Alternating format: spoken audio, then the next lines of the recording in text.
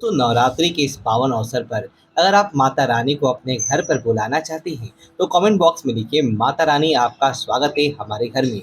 माँ वैष्णो के लिए एक लाइक तो बनता है। दोस्तों, नवरात्रि का महापर्व बहुत ही शुभ और मंगलकारी माना जाता है। नवरात्रि के पूरे 9 दिन गंगा जल के हर एक बूंद की तरह पवित्र माने जाती है। यह शुभ समय भक्तों के जीवन में खुशियों की सौगात लेकर आता है। आपको बता दें, इस साल माँ दुर्गा हाथी की सवारी पर पृथ्वी लोक में पधारेंगी और भक्तों की पीड़ा को मुक्त करेंगी। जब जब माता रानी हाथी पर सवार होकर आती है, तब पूरा संसार खुशी से झूम उठता है और हरियाली की उत्पत्ति होती है, वर्षा आदि होती है, प्रकृति प्रसन्न हो जाती है। इस बार नवरात्रि पूरे 9 दिनों तक मनाई जाएगी। नवरात्रि का महापर्व इस बार 26 सितंबर दिन सोमवार को शुरू होकर और इसका समापन 5 अक्टूबर दिन बुधवार को है।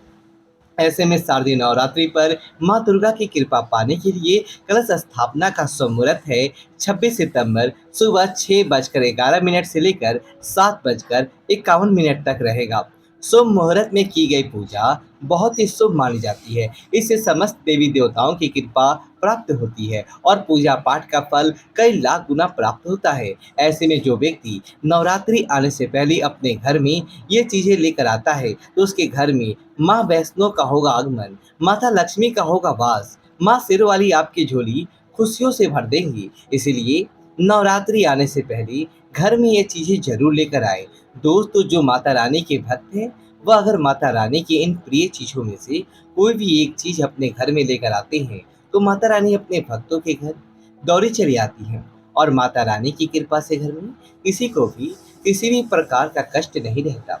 माता रानी आपके घर में अन्य धन के भंडार भर देंगी। आपके घर से गरीबी दरिद्रता दूर हो जाएगी। तो आइए जानते हैं उन चीज़ों के बारे में। लेकिन उससे पहले आपने अभी तक चैनल को सब्सक्राइब नहीं किया है तो चैनल को सब्सक्राइब करके बेल आइकन जरूर दबाइएगा।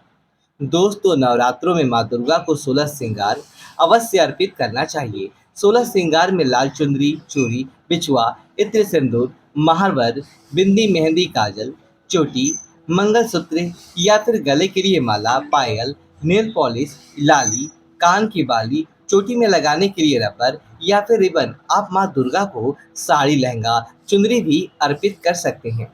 माता रानी को श्रृंगार अर्पित करने के लिए सबसे पहले एक चौकी लगाएं। उस पर लाल या पीले रंग का कपड़ा बिछा दें, लेकिन ध्यान रहे चौकी पर कागज नहीं लगाना चाहिए, कपड़ा ही बिछाना चाहिए। इसके बाद उस पर माता रानी की तस्वीर या फिर मूर्ति आदि रखें। इसके बाद माँ को टीका लगाएं और श्रृंगार का सभी सामान अर्पित करें। मान्यताओं के अनुसार नवरात्रि में जो व्यक्ति माता रानी को 16 श्रृंगार चढ़ाता है तो उसके घर में सुख समृद्धि आती है और अखंड सौभाग्यवती का वरदान मिलता है। ध्यान रहे कि जो भी महिलाएं माता रानी को 16 श्रृंगार का सामान अर्पित करती हैं तो उन्हें खुद भी 16 श्रृंगार करना चाहिए। ऐसा करने से माँ जल्दी प्रसन्न हो जाती है और स्त्री को देती हैं सौभाग्यशाली होने का वरदान। नवरात्रि में बाद आप 16 श्रृंगार का सामान या तो सुहागन, ब्राह्मण या फिर किसी गरीब महिला को दान में दे सकती हैं या फिर खुद भी माता रानी के प्रसाद के स्वरूप में इन सामग्रियों का इस्तेमाल कर सकते हैं। दोस्तों, धर्म शास्त्रों के अनुसार नवरात्रि का पर्व या कोई भी पूजा पाठ, हवन आदि कर्ज लेकर नहीं करना चाहिए। नवरात्रि में जो व्यक्ति कर्जा लेकर माता रानी की व्रत रखता है, उपवास आदि रखता है, तो ऐसा व्रत कभी पूजा नहीं माना जाता है। माता रानी की सच्चे हृदय से भक्ति करें, माँ आपसे प्रसन्न अवश्य होगी। माता रानी को सच्चे हृदय से 1 रुपया के बतासे भी अर्पित करने से वह प्रसन्न हो जाती है। बस मन में सच्ची श्रद्धा होनी चाहिए। कर्जा लेकर माता रानी की जो व्रत रखता है उसके ऊपर और कर्जा हो जाता है, जो कि शनि देव ने भी कई बार इस बात को दोहराया है। कर्जा लेकर कोई व्रत आदि नहीं रखना चाहिए, पूजा पाठ, हवन आदि नहीं करना चाहिए। हमेशा अपने पैसों से ही कोई शुभ कार्य करना अच्छा माना जाता है। माता रानी मात्र एक ऐसे बिजली के टुकड़े से भी प्रसन्न होती है। बस आपके दिल में माता का वास होना चाहिए। सच्ची श्रद्धा के आगे आपकी करोड़ों रुपए भी बेकार है। दोस्तों, नवरात्रों में माटी के दिए दान करने से बहुत ही शुभ माना जाता है। नवरात्रों में घर में दिए लाना अति उत्तम माना जाता है। इससे घर की प्रगति होती है। घर के दरवाजों पर शाम होते ही नवरात्रि में 2 दीपक अवश्य जलाना चाहिए। इससे माता वैष्णो का आगमन होता है। नवरात्रि के दौरान सोना या फिर चांदी का सिक्का लाना भी बहुत ही ज़्यादा शुभ माना जाता है। ये आश्चर्यजनक रूप से लक्ष्मी का आगमन कराता है। नवरात्रि के दौरान आप सोने या फिर चांदी का एक सिक्का लेकर आए और इसे माता रानी की चौकी पर माता रानी के पास में रखें। नवरात्रि के 9 दिनों तक आप इस सिक्के का भी पूजन करें। इससे देवी लक्ष्मी की कृपा बनी रहेगी और गरीबी दूर होगी। दोस्तों, नवरात्रि के 9 दिन बाद आप इस सिक्के की पूजा करके इस सिक्के को अपने तिजोरी में रख दें या फिर किसी साफ स्थान पर धन के साथ में आप इस सिक्के को रख सकती हैं। ऐसा करने से घर में धन्य धान्य की वृद्धि होती है। नवरात्रि के दौरान घर में कमल का फूल लाना बहुत ही ज़्यादा शुभ माना जाता है। कमल के फूल को धार्मिक शास्त्रों में अधिक महत्व दिया गया है। धन की देवी माँ लक्ष्मी कमल के फूल पर विराजमान रहती है। नवरात्रि के दौरान कमल का फूल लाकर माँ लक्ष्मी को अर्पित करें और फिर महालक्ष्मी का पूजन करें। ऐसा करने से घर में धन संपत्ति बढ़ने लगता है और परिवार वालों के बीच प्यार बढ़ता है। घर में सुख शांति बना रहता है। अगर आपको कमल का फूल ना मिले तो आप कमल के फूल का एक चित्र लाएं और इसे नवरात्रि के दौरान अपने घर के उत्तर दिशा में लगाएं और माँ लक्ष्मी से अपनी कृपा बनाए रखने की प्रार्थना करें। ऐसा करने से घर में अन्य धन की कभी भी कोई कमी नहीं रहती। दोस्तों, नवरात्रि के दौरान दक्षिणावर्ती संघ घर में लाकर स्थापित करना बहुत ही ज्यादा शुभ माना जाता है। शास्त्रों में दक्षिणावर्ती संघ को माँ लक्ष्मी का ही स्वरूप माना जाता है। मान्यता है कि जिस घर में यह शंख रहता है वहाँ कभी भी धन्य धान्य की कमी नहीं होती है। भगवान विष्णु की कृपा भी ऐसे घर पर सदैव बना रहता है। इसलिए इसका घर में होना मंगलकारी है। जिस परिवार में विधि विधान के साथ इसकी स्थापना की जाती है वहाँ भूत प्रेत पिशाच नकारात्मक शक्तियों का प्रवेश नहीं हो पाता है। माना जाता है कि शत्रु पक्ष कितना भी बलशाली क्यों न हो, इसके प्रभाव से हानि नहीं पहुंचा पाता। इतना ही नहीं, इसके प्रभाव से दुर्घटना, मृत्यु, बचौरी आदि से भी रक्षा होती है। शास्त्रों में लक्ष्मी जी को अगर आप प्राप्त करने के लिए और उन्हें अस्थायी रूप से निवास देने के लिए एकमात्र प्रयोग दक्षिणावर्ती संघ ही है। इसके प्रयोग से कर्ज और रोग या कैसे भी बीमारी हो, दरिद्रता आदि सब मिट जाती है और सब प्रकार से संपन्नता आने लगती है। दक्षिणावर्ती संघ के लाभ सर्वश्रेष्ठ और शक्तिमान है। नवरात्रों में माता रानी की पूजा में कौरी का इस्तेमाल अवश्य ही करना चाहिए। ब्रह्म ग्रंथों के अनुसार लक्ष्मी जी समुद्र मंथन से उत्पन्न हुई है और कौरिया भी समुद्र मंथन से ही निकली है। कौरी को माँ लक्ष्मी की सगी बहन माना जाता है।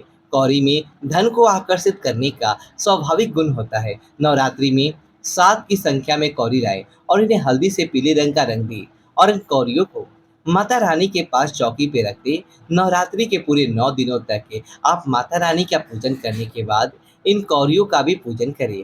कौरी पर रोज हल्दी और कुमकुम से तिलक करें और अक्षत और पुष्प छिड़के। फिर नवरात्रि के 9वें दिन कन्या पूजन के बाद आप इन कौरियों को लाल कपड़े में बांधकर अपने धन रखने के स्थान पर रख दे। ऐसा करने से धन में दोगुना चौगुना वृद्धि होगी और कौरी को धारण करने से बुरी नजर और बुरे संकटों से भी रक्षा होती है। कौरी धारण करने से ये आपके माँ के रूप में रक्षा करती हैं। बुरी नजर से बचाने की इसमें अद्भुत क्षमता होती है। नवरात्रि के दौरान माँ दुर्गा को अड़हुल का फूल अवश्य ही चढ़ाना चाहिए। माता रानी को लाल फूल बहुत प्रिय है। शास्त्रों के अनुसार देवी माँ के प्रिय पुष्प पे अड़हुल को चढ़ाने से वह भक्तों पर अपनी असीम अनुकंपा बरसाती है। देवी माँ भागवत के अनुसार माँ दुर्गा पर अड़हुल का फूल चढ़ाना उसी तरह हितकारी है जिस तरह की महाकाल पर बेलपत्र चढ़ाना। ऐसी मान्यता है कि अड़हुल के फूल के शुरुआती भाग में ब्रह्मा, मध्य भाग में विष्णु और अंतिम भाग में महेश और अंकुरित भाग में खुद स्वयं शक्ति स्वरूपा माँ दुर्गा का वास होता है। दोस्तों, नवरात्रि के दौरान अड़हुल का फूल चढ़ाकर माता रानी की पूजा करने से माता रानी जल्दी ही प्रसन्न हो जाती है और अपने भक्तों को सभी संकटों और कष्टों से मुक्ति दिलाती है।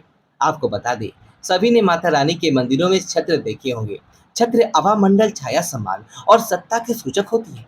नवरात्रों के दौरान माता रानी को छत्र अवश्य ही अर्पित करना चाहिए। छत्र अर्पित करने का मतलब है कि आप अपने जीवन की, अपने घर परिवार के सुखों का माता रानी के हाथ में सौंप रही हैं। जो भक्त श्रद्धा पूर्वक माता रानी को नवरात्रि के दौरान छत्र अर्पित करते हैं तो माता रानी उनके घर परिवार की बागडोर अपने हाथ में ले लेती है और उन्हें परिवार के सभी सदस्यों को सही दिशा दिखाती है और सभी प्रकार के कष्टों और संकटों से माता रानी रक्षा करती है।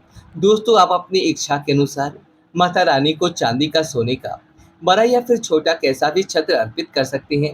नवरात्रि के दौरान ये वस्तुएं घर में लाने से माता रानी की कृपा से जीवन में खुशियां ही खुशियां आती है। नवरात्रि के दौरान अपने घर में वस्तुओं को लाने से माता रानी की कृपा से किस्मत के दरवाजे खुल जाते हैं, कष्ट मिटते हैं और अपार धन की प्राप्ति होती है। माता रानी प्रसन्न हो जाती है। नवरात्रों में माता रानी के पास एक मोर पंख अवश्य रखे, इससे घर की सुख समृद्धि में बढ़ोतरी होती है। मोरपंख शुभता का प्रतीक माना जाता है। दोस्तों, अगर आप माता रानी को अपने घर पर बुलाना चाहते हैं तो कमेंट बॉक्स में लिखिए माता रानी आपका स्वागत है हमारे घर में। दोस्तों, वीडियो को लाइक करें, अपने दोस्तों के साथ शेयर करें और हमारे चैनल को सब्सक्राइब करें। धन्यवाद दोस्तों।